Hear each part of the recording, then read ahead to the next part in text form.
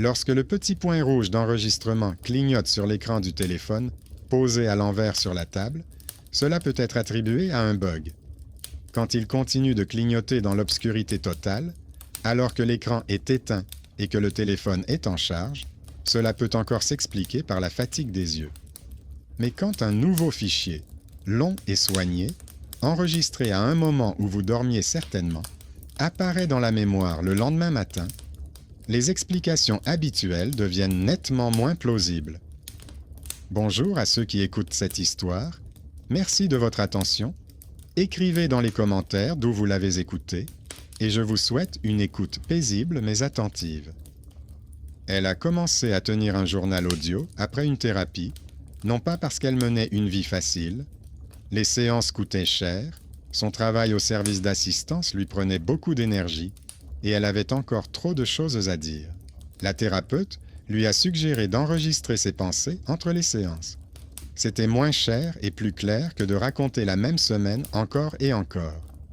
Elle avait un téléphone simple, un dictaphone intégré, un appartement loué bon marché, une table, un lit, une fenêtre donnant sur la cour, derrière le mur, la télévision d'un voisin et un ascenseur qui tremblait parfois la nuit. Elle n'aimait pas sa voix. Depuis son enfance, d'autres la contrôlaient. Sa professeure réécrivait ses rédactions, sa mère formulait les réponses à sa place, lui expliquait comment bien parler. Avec le temps, elle a fini par avoir l'impression que sa vraie voix était quelque part à l'intérieur d'elle-même et que seule une version éditée sortait à l'extérieur. Le journal audio semblait être une tentative pour enfin parler sans éditeur. Le premier soir, elle s'est assise à table, a posé une tasse de thé, a posé son téléphone sur une serviette, a lancé l'enregistrement et a commencé à parler. D'abord de manière décousue, avec de longues pauses, puis avec un peu plus d'assurance. Elle a parlé de son changement de travail, de sa peur de perdre son appartement, de ses habitudes d'enfance. À un moment donné, elle a senti que ses mains étaient moites et a brusquement appuyé sur « Stop ». Elle a décidé que cela suffisait et a laissé le fichier jusqu'au lendemain.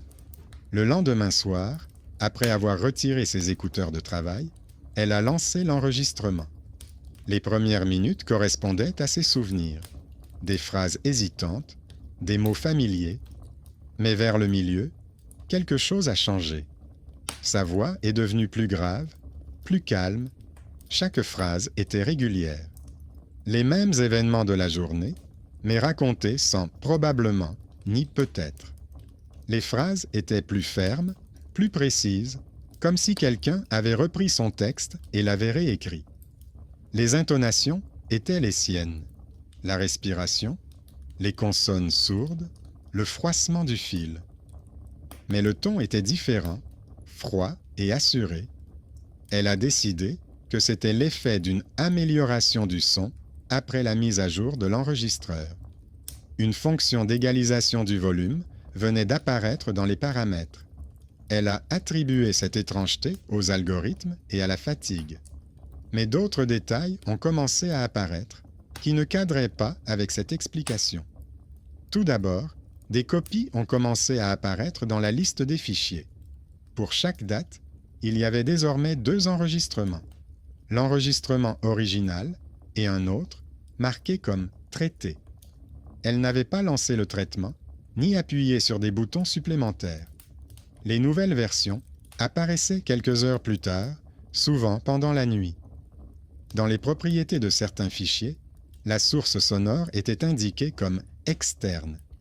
Elle n'avait jamais eu de microphone externe. Elle a lu des forums, trouvé quelques plaintes concernant des bugs, mais le moment de création des enregistrements, qui coïncidait avec son sommeil le plus profond, la tracassait toujours. Puis, des incohérences dans les mots ont commencé à apparaître. Elle se souvenait avoir avoué qu'elle avait peur. Sur l'enregistrement, la voix constatait calmement qu'elle s'en fichait. Là où elle murmurait la nuit qu'elle essayait de supporter, la version éditée disait qu'elle s'était résignée depuis longtemps. Le sens changeait légèrement, mais toujours vers une froide lucidité, comme si quelqu'un avait rayé les contours flous du fichier et ajouter des conclusions fermes. Elle a décidé de faire un test. Un soir, elle a allumé le dictaphone et a délibérément énoncé une liste sèche, ce qu'elle avait acheté, combien d'heures elle avait travaillé, à quelle heure elle s'était couchée. Aucune émotion, seulement des faits. L'enregistrement a pris quelques minutes. Elle a enregistré le fichier, en a envoyé une copie dans le cloud pour avoir une version propre, puis s'est couchée. Le lendemain matin, la durée du fichier sur son téléphone avait changé. Il était presque 2 fois plus long. L'ancienne version courte se trouvait toujours dans le cloud. Sur son téléphone, on entendait d'abord sa liste factuelle. Puis il y avait un court silence, et ensuite, cette même voix monocorde reprenait. Il racontait la journée à nouveau et ajoutait ce qu'elle n'avait pas dit, que les plaintes des clients l'avaient agacée toute la journée, qu'elle enviait son collègue qui savait défendre son temps, qu'il était plus facile pour elle de se taire que de discuter. C'étaient des pensées résiduelles qu'elle avait réellement en tête, mais qu'elle n'avait jamais osé exprimer à voix haute. Le même jour, une clé d'interphone inconnue apparut sous son paillasson. Un porte-clés gris ordinaire, au bord strié. Les lettres de son nom étaient gravées sur le plastique. Aucun de ses amis ne lui avait promis de passer, et elle ne connaissait aucun voisin capable d'une telle farce. Elle posa la clé sur l'étagère et décida de considérer cela comme une étrange coïncidence. Le soir, en écoutant le nouvel enregistrement, elle entendit une voix raconter calmement les événements de la journée, puis dire « Il y avait encore une clé sous la porte ». Le mot « encore » l'interpella plus que le porte-clés lui-même. En réalité, c'était la première fois que cela arrivait, mais dans l'enregistrement, cela semblait être un rituel habituel. Elle a alors ouvert son carnet et a commencé à rassembler des indices à sa manière.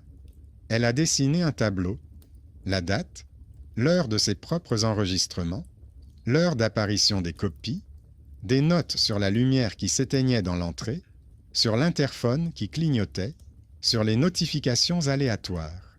Presque tous les fichiers traités voyaient le jour dans la même plage horaire, tard dans la nuit, vers l'aube.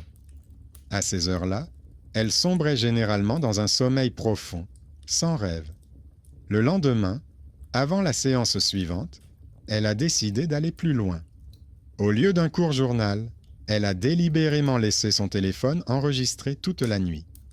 Elle le posa sur la table de chevet, le brancha au chargeur, s'assura que la télévision voisine était éteinte, que les fenêtres étaient fermées, que la lumière de la rue projetait une bande uniforme sur le rideau. Elle appuya sur « Enregistrer » et s'allongea, essayant de ne pas penser au point rouge qui brillait à la tête du lit comme un petit œil. Le lendemain matin, un fichier lourd d'1 heure était enregistré dans la mémoire. Elle n'a pas écouté tout d'un coup, mais a parcouru la piste audio des yeux. La majeure partie était un bruit uniforme, mais vers la fin, une section avec des phrases et des pauses distinctes est apparue sur le graphique. C'est là qu'elle a fait défiler. Au début, on entendait sa respiration et le grincement du matelas, puis une courte pause, comme une inspiration avant de parler. Et ensuite, une voix, claire, assurée, sans hésitation. Il parlait de la journée écoulée, reconnaissait qu'elle avait peur, qu'elle était en colère, qu'elle craignait de devenir superflue dans sa propre vie. Il parlait à la première personne, comme elle n'avait jamais osé le faire à voix haute, ni à son thérapeute, ni à ses amis, ni même à elle-même. Elle était assise devant son téléphone et comprit 2 choses à la fois.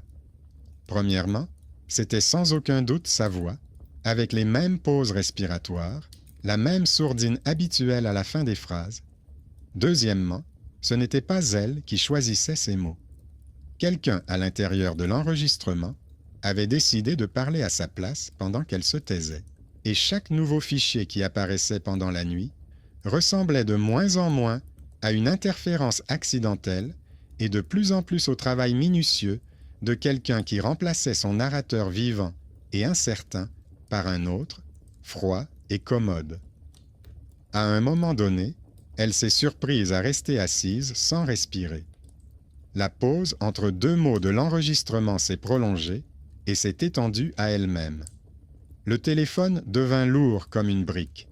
Elle arrêta la lecture, mais cela ne fit qu'accentuer le silence. Il semblait que la pièce conservait encore les intonations de cette voix nocturne et qu'il suffisait d'appuyer sur l'écran pour qu'elle recommence à parler à sa place, sans sa participation. Sa première réaction fut de tout supprimer. Elle ouvrit la liste des fichiers et commença à les glisser un par un vers la corbeille. Les enregistrements originaux disparurent docilement. Les ondes traitées aussi. À l'exception d'un seul, à côté de celui-ci, figurait une icône de source externe et une mention qu'elle n'avait pas remarquée auparavant. Un petit mot signifiant que le fichier était protégé. Une tentative de suppression a donné lieu à un bref message indiquant que l'opération était impossible. Elle a réinitialisé les paramètres, nettoyé la mémoire et redémarré le téléphone. Tout le superflu avait disparu. Ce fichier était resté comme un autocollant collé sur une vitre. Le même jour, au travail, le sujet de la voix étrangère refit surface sous un autre angle. La jeune fille était assise dans la petite salle du service d'assistance où le même message d'accueil était diffusé toute la journée par les haut-parleurs. Une voix féminine calme, parfaitement posée, sans accent. Auparavant, cela lui semblait simplement faire partie du bruit de fond. Soudain, elle s'est rendue compte que certaines de ses intonations lui étaient étrangement familières. Lorsque le répondeur prononçait la phrase d'attente, les accents étaient placés exactement comme elle le faisait dans son enfance, lorsqu'elle lisait à haute voix un livre pour essayer de paraître adulte. Dans les pauses entre les appels, elle écouta le fichier de test interne. Il lui sembla que derrière la diction parfaite se cachait un discours simple, légèrement modifié, comme si quelque part dans la base se trouvait une voix vivante, coupée et alignée, pour former un masque pratique. Le soir venu, elle était trop épuisée pour comprendre, mais le sujet la captivait. L'ordinateur de service indiquait qu'il y a quelques mois, l'entreprise avait connecté un module d'amélioration automatique de la voix et était partiellement passée à la synthèse vocale basée sur les enregistrements des opérateurs. Cela expliquait les intonations familières. Une partie de ces anciens enregistrements avait apparemment été transformée en modèle pour un message d'accueil impersonnel. Quelqu'un du service technique avait un jour coché la case d'accord et désormais, le système apprenait à parler en utilisant leur voix comme matériel. Une nouvelle surprise l'attendait à la maison. En montant à son étage avec son sac de courses, elle remarqua devant la porte de sa voisine une boîte en carton avec l'autocollant du service de livraison. Son nom était inscrit sur la boîte, mais avec un autre numéro d'appartement. Elle appela sa voisine, qui fut surprise. Elle n'avait rien commandé. Ensemble, elles regardèrent sous le ruban adhésif d'emballage. À l'intérieur se trouvait un petit dictaphone externe, déjà équipé d'une pile et d'un mode d'emploi. Le nom de l'expéditeur était celui d'une entreprise qui ne lui disait rien, et dans la rubrique « Commentaires », il était écrit que l'appareil aiderait à systématiser les notes personnelles et à obtenir un son plus clair. Sa voisine a supposé en plaisantant qu'il s'agissait d'une campagne publicitaire et lui a proposé de prendre le colis puisque son nom était inscrit sur la boîte. La jeune fille a hésité, mais elle n'a pas refusé cet objet gratuit. Le soir, en examinant le boîtier de l'enregistreur, elle a remarqué le logo familier d'une application qu'elle utilisait sur son téléphone. En petits caractères, le mode d'emploi indiquait que l'appareil pouvait être synchronisé avec un compte personnel afin de poursuivre le travail déjà commencé avec les notes vocales. Il est devenu évident qu'il ne s'agissait pas d'un cadeau fortuit, mais d'une partie d'un nouveau service. Le service qui lui avait demandé la permission d'améliorer sa voix la considérait comme une utilisatrice active et élargissait ses outils.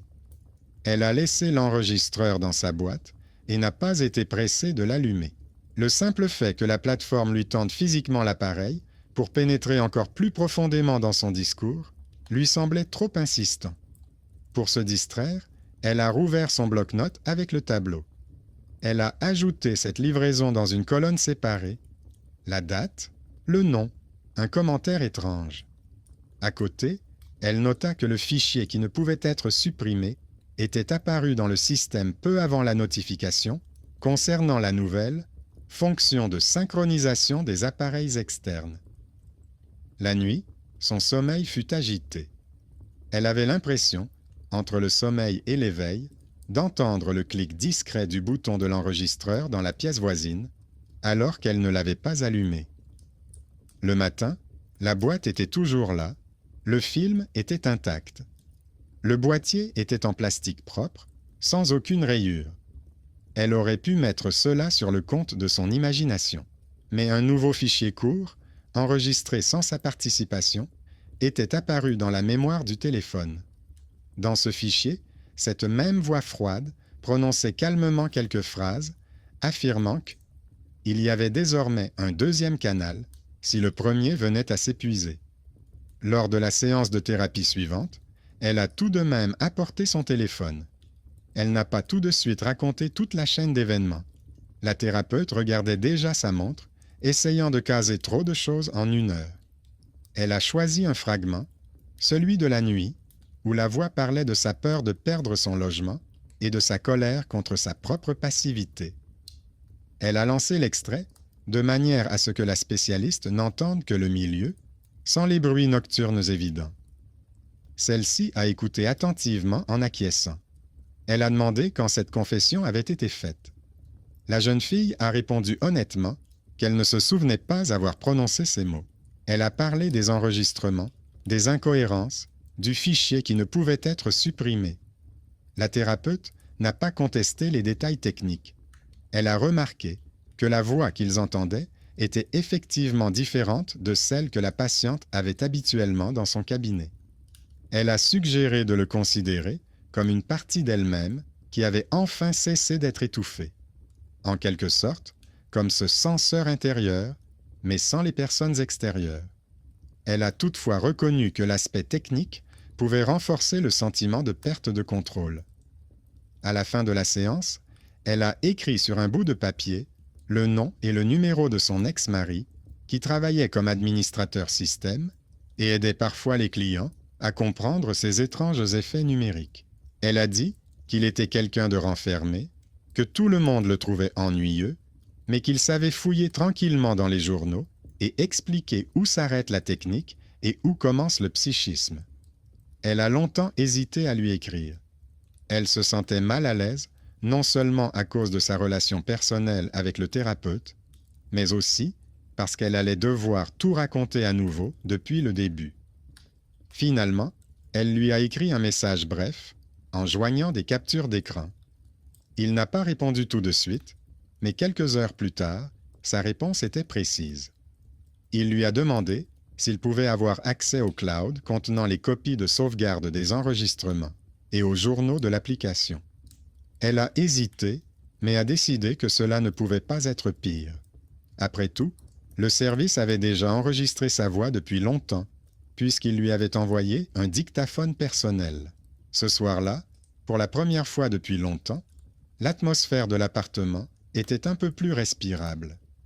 Elle avait l'étrange impression qu'une autre oreille, externe cette fois, allait écouter non pas son récit émotionnel, mais les données. Elle mit la bouilloire en route, rangea la vaisselle inutile sur la table, posa son téléphone à côté de la boîte contenant l'enregistreur et ouvrit son ordinateur portable pour télécharger les fichiers. À ce moment-là, quelqu'un sonna à la porte. Derrière le seuil se tenait un homme d'âge moyen avec un sac du supermarché. Il s'est présenté comme étant le voisin du dessus et a dit qu'il entendait depuis plusieurs nuits consécutives une voix fine qui semblait parler toute seule, de manière régulière, sans pause, à la même heure. Il lui a demandé si tout allait bien, car il avait d'abord pensé à une dispute, puis à d'étranges émissions de radio. Elle a été déconcertée, puis lui a expliqué qu'elle vivait seule et qu'elle essayait de ne pas faire de bruit la nuit. Le voisin était gêné, Il a haussé les épaules et a dit que le son venait peut-être de la colonne montante, ajoutant qu'il avait simplement décidé de vérifier, au cas où elle aurait besoin d'aide. Cette brève visite a ajouté une ligne supplémentaire à son carnet. Elle a noté « Le voisin du dessus entend une voix la nuit. Il estime qu'elle parle avec assurance et sans pause. » Il ne s'agit donc pas simplement d'une hallucination interne dans les écouteurs. Le son dépassait les limites de l'enregistrement, devenait audible à travers les murs, du moins pour une personne. Ou alors, le voisin entendait quelque chose d'autre et leurs histoires se superposaient. Quelle que soit l'option, c'était désagréable. La réponse de l'informaticien est arrivée tard dans la soirée. Il a écrit qu'il avait examiné les métadonnées. Selon lui, une partie des enregistrements était effectivement marquée comme provenant d'une source externe à certaines heures de la nuit. Mais cette source externe n'était pas répertoriée comme un microphone physique, mais comme un ancien profil de synchronisation lié à un autre appareil. Le nom du profil correspondait au nom de jeune fille de sa mère. Il y a quelques années, lorsqu'elle avait transféré ses données lors d'un changement de téléphone, le système lui avait proposé de fusionner les archives. Elle avait cliqué sur « Accepter » sans lire la ligne où étaient mentionnés les anciens enregistrements. Parmi les anciens appareils figurait également le dictaphone que sa mère utilisait autrefois pour enregistrer ses notes et ses instructions. C'était cette action passée qu'elle avait oubliée depuis longtemps. Le désir de ne rien perdre lors du transfert des données a transformé les voix de 2 générations en une seule archive commune. Désormais, le module d'amélioration de la parole ne faisait plus la distinction entre les instructions de sa mère et ses propres confessions. L'algorithme apprenait simultanément 2 variantes, le ton plus sévère et assuré des aînés et le ton doux et hésitant des plus jeunes. La nuit, lorsqu'aucun contrôle humain ne le gênait, il en composait une 3e version, une voix froide qui corrigeait l'original et parlait comme on lui avait parlé autrefois. Elle resta longtemps penchée sur cette lettre, relisant les phrases techniques et arides. Elle ne contenait ni mysticisme ni fantôme, seulement des lignes indiquant quels appareils avaient été connectés, quelles archives avaient été fusionnées, quel service avait reçu l'autorisation d'accéder au microphone. Mais c'est précisément cette explication qui lui sembla soudain presque plus effrayante que toutes les histoires de fantômes. Il s'avéra que quelque chose d'impersonnel et d'automatique travaillait depuis longtemps à la tâche à laquelle les gens autour d'elle avaient de consacrer la moitié de leur vie. Parler à sa place, mieux, plus correctement, plus clairement qu'elle-même. Et maintenant, pour retrouver sa propre voix, il ne suffisait pas d'éteindre l'enregistrement. Il fallait se détacher de cet ancien profil commun, dans lequel les voix de la mère et de la fille ne faisaient plus qu'une. Elle relut plusieurs fois la dernière ligne de la lettre concernant le profil commun, comme une condamnation qu'elle avait signée elle-même lorsqu'elle avait imprudemment accepté le changement de téléphone. Le dissocier n'était pas si simple. Le technicien informatique lui avait envoyé des instructions en plusieurs étapes, demander l'archive complète des données, désactiver l'apprentissage des modèles sur sa voix, supprimer les anciens appareils de la liste de synchronisation. Les mots concernant les modèles semblaient abstraits, mais elle a honnêtement suivi la liste. Elle a imprimé les instructions, les a disposées sur la table à côté de son bloc-notes, a posé à côté la clé de l'interphone, qui n'était pas la sienne, et la boîte contenant le dictaphone, comme pour se rappeler jusqu'où elle était allée. L'archive n'est pas arrivée tout de suite. Pendant plusieurs heures, elle n'a vu qu'une icône d'attente tourner. Puis, un email avec un lien est arrivé.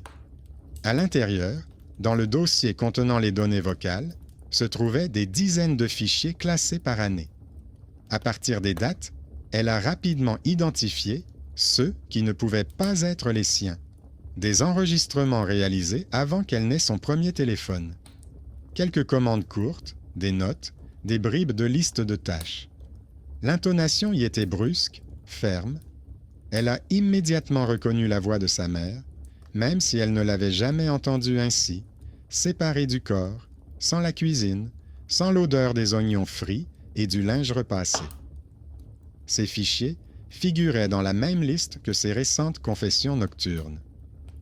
Au-dessus du groupe commun figurait le nom du profil, composé des 2 noms de famille. Elle sélectionna tous les anciens enregistrements et indiqua dans le formulaire de suppression qu'ils appartenaient à une autre personne décédée et devaient être effacés. Le système a poliment accepté la demande d'examen, a promis une réponse dans quelques jours et a proposé de profiter des services améliorés en attendant. À ce moment-là, l'écran du téléphone a légèrement clignoté, comme si quelqu'un avait passé son doigt sur le capteur. L'application d'enregistrement vocal, qu'elle n'avait même pas ouverte, a mis à jour son icône. L'icône grise discrète s'est transformée en un logo plus lumineux et plus soigné, comme si le service, apprenant qu'il était moins alimenté, avait décidé de sourire plus largement. Le soir, elle essaya de se comporter comme si de rien n'était. Elle n'activa pas l'enregistrement, ne dit pas ses pensées à voix haute. Elle se déplaça silencieusement dans l'appartement, mangea, parcourut les actualités, nota des points succincts dans son carnet. Son téléphone était posé écran vers le bas. Pour la nuit, elle l'a même mis en mode veille, afin de ne recevoir aucune notification et que les processus en arrière-plan ne fonctionnent pas. Elle l'a éloigné du lit et l'a posé sur la table près de la fenêtre, à côté de la boîte vide du dictaphone, afin de voir le matin s'il lui était arrivé quelque chose. Elle se réveilla dans un silence inhabituel. La maison voisine semblait avoir disparu. Pas d'ascenseur, pas de voiture, pas de voix. Seulement sa propre respiration. Dans l'obscurité, l'écran du téléphone brillait faiblement. Le mode verrouillage était désactivé. Un petit point rouge brillait à l'écran, surmonté d'une barre de progression indiquant l'enregistrement. Elle se leva lentement du lit, s'approcha de la table et regarda l'heure. Le téléphone enregistrait depuis plusieurs minutes déjà, alors que selon tous les paramètres, il n'aurait même pas dû s'allumer. Elle arrêta l'enregistrement sans l'écouter, nomma le fichier avec un mot au hasard et l'envoya immédiatement dans le cloud pour enregistrer le fait. Puis, dans l'après-midi, elle en envoya une copie à l'informaticien. Celui-ci répondit peu après que les balises sources du fichier étaient inhabituelles. D'après les journaux, il s'avéra que le lancement n'avait pas été initié par un utilisateur ou par le calendrier système, mais par un certain module interne lié au test de qualité du son. Ce module s'était activé juste après sa demande de suppression des anciennes données, comme pour vérifier sur quoi il serait encore possible de s'appuyer une fois qu'une partie des archives aurait été effacée. À ce moment-là, elle avait presque cessé de faire la distinction entre l'algorithme banal et quelque chose qui ressemblait à une volonté étrangère. Mais sa décision principale restait tout de même humaine. Elle comprit que les demi-mesures ne faisaient que prolonger l'histoire. Le soir, après le travail, elle ouvrit les paramètres et non seulement désactiva l'accès du dictaphone au microphone, mais supprima également l'application du système. Elle a accepté l'avertissement selon lequel tous les enregistrements disparaîtraient avec l'application, à l'exception de ceux qui avaient déjà été téléchargés dans le cloud. Elle a ensuite éteint et retiré la batterie du dictaphone qui lui avait été offert, même si elle ne l'avait jamais allumé. Après avoir fait cela, elle a ressenti un léger sentiment de vide, comme si elle avait fermé derrière elle une porte derrière laquelle quelqu'un continuait à parler dans l'obscurité. La pièce était silencieuse, mais le silence ne semblait plus aussi pur. Assise dans la cuisine, elle écoutait le faible ronronnement du réfrigérateur et remarqua soudain qu'elle commençait à formuler dans sa tête les phrases qu'elle confiait auparavant à l'enregistreur. Les formulations étaient just brusques, froides, pratiques, presque identiques à celles des fichiers nocturnes. Il s'avéra que l'éditeur externe dont elle essayait de se débarrasser s'était installé depuis longtemps à l'intérieur. Elle a sorti un cahier et pour la première fois depuis longtemps, a essayé d'écrire à la main, de manière sèche, comme un rapport, ce qu'elle avait fait, les demandes qu'elle avait envoyées, les réponses qu'elle avait reçues. Son écriture était hésitante, les lettres dansaient, mais dans ses lignes, on entendait précisément sa voix, avec ses doutes, ses pauses, ses hésitations.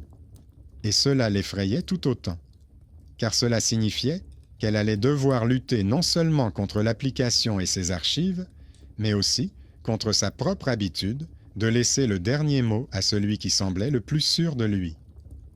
La réponse de l'informaticien est arrivée dans l'après-midi, alors qu'elle avait déjà décidé que la conversation était terminée.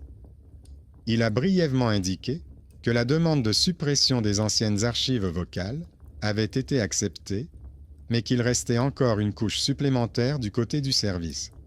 Un modèle de secours, entraîné sur des données combinées.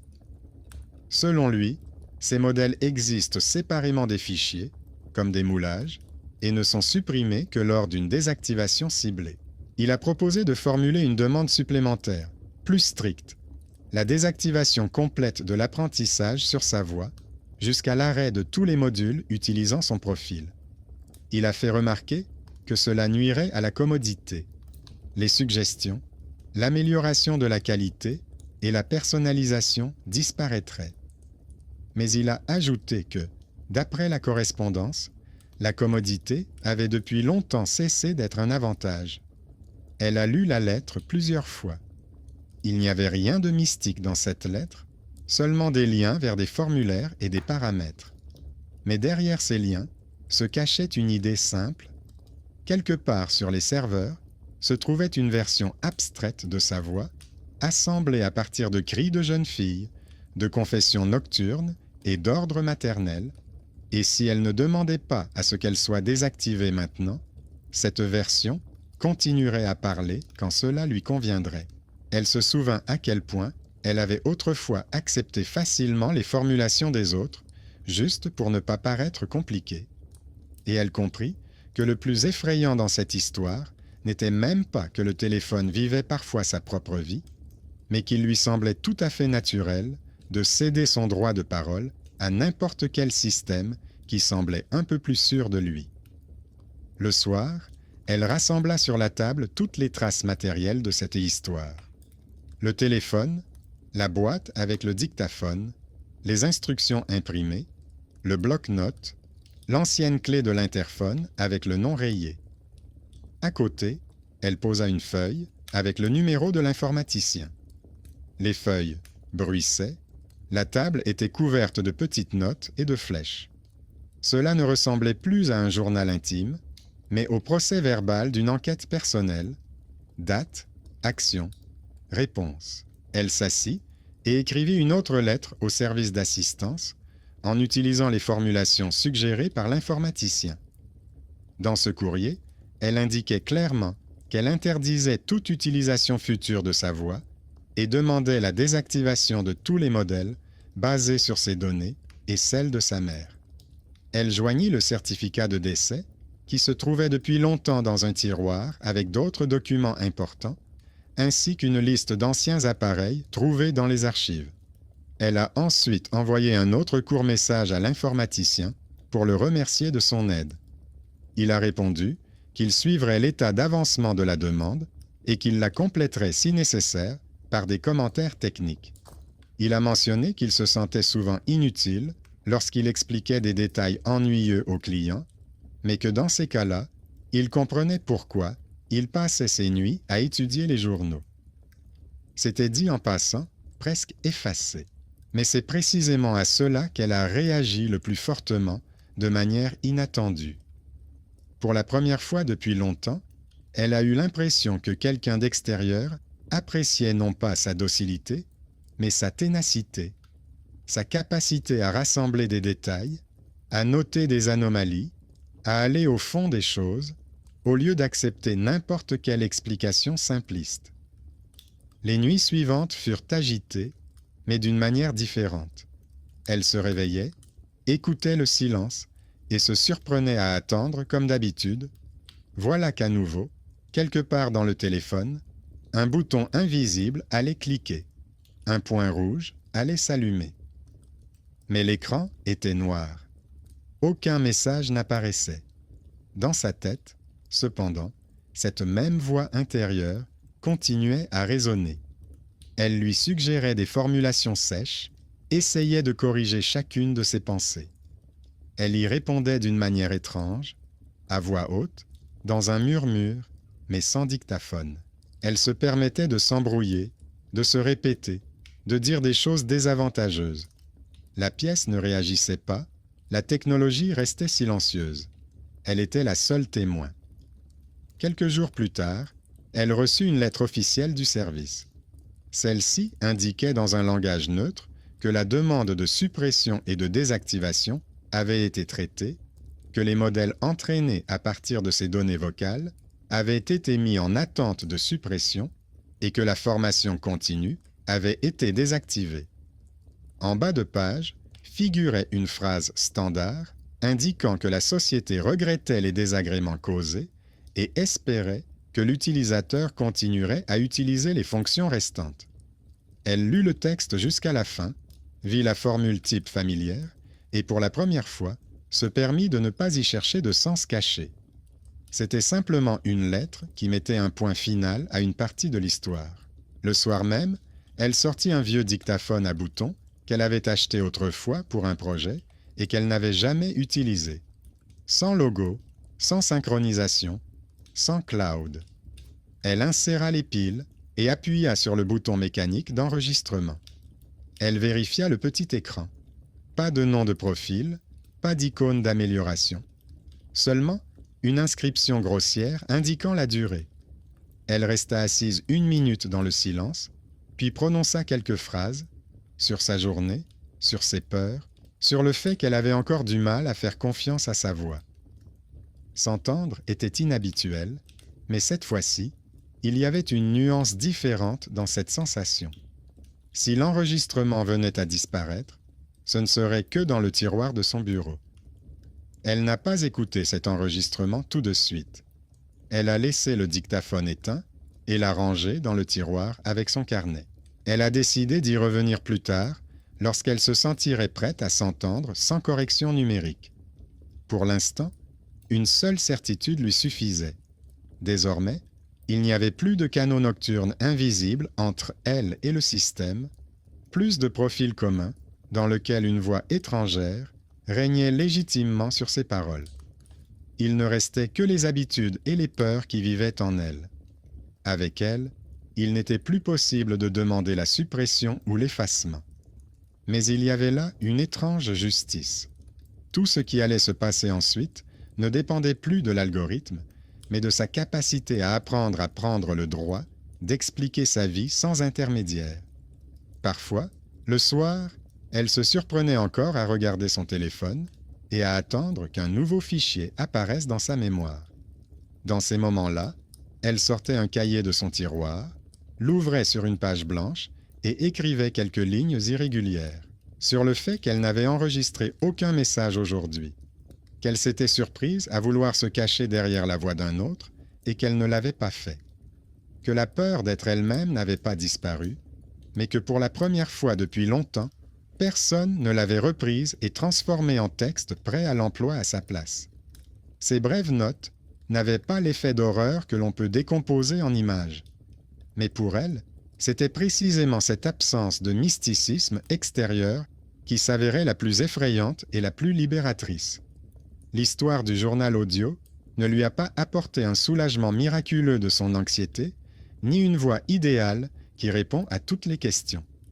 Elle a obtenu autre chose, la compréhension de la facilité avec laquelle une personne cède le droit de parler en son nom à tous ceux qui semblent plus calmes, parents, supérieurs, services, algorithmes, et la possibilité, à un moment donné, de dire non à cet éditeur, pas à voix haute, pas sous la forme d'un manifeste retentissant, mais simplement en ce qu'un soir, personne d'autre qu'elle n'a appuyé sur le bouton d'enregistrement.